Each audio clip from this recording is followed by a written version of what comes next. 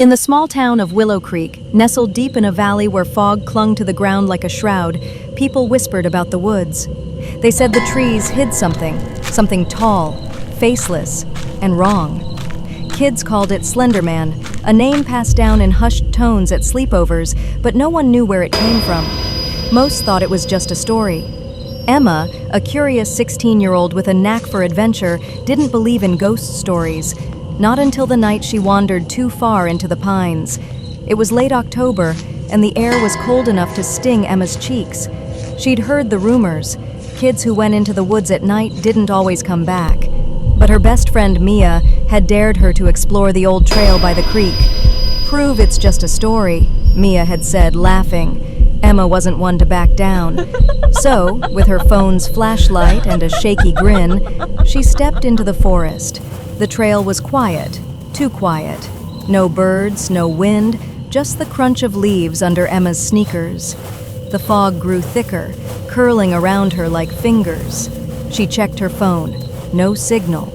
Her heart gave a little thud, but she kept going, telling herself it was nothing. Then she heard it. A faint hum, like static from an old TV, low and buzzing in her ears. Emma stopped, her breath catching. The hum grew louder, and with it came a feeling, like someone was watching her. She spun around, shining her light, but saw only trees and fog. "Hello?" she called, her voice small. No answer. Just the hum, now joined by a soft tapping, like fingers drumming on wood. She took a step back, her sneakers sinking into the damp ground. Then she saw it. At the edge of her light, something stood. Tall. Too tall. Its body was thin, like a stretched shadow, and it wore a black suit that seemed to drink in the light. Worst of all, it had no face. Just a blank, pale oval where a face should be. Emma's stomach twisted. She wanted to scream, but her throat felt locked. She turned to run, but the trail was gone.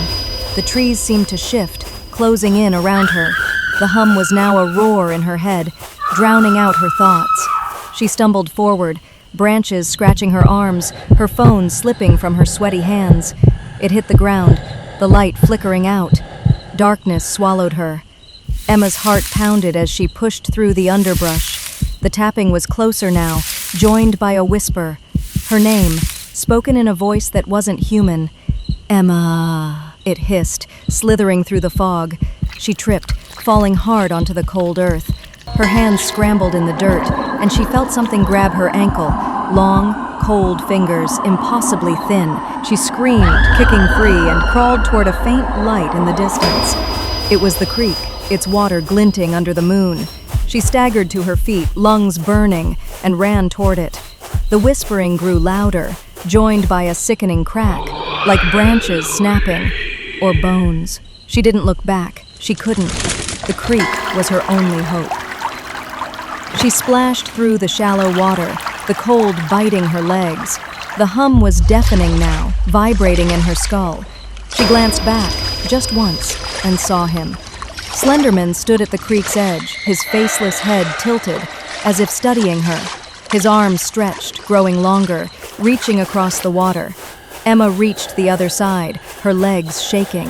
She climbed the bank and saw the town's lights in the distance. Hope flared in her chest.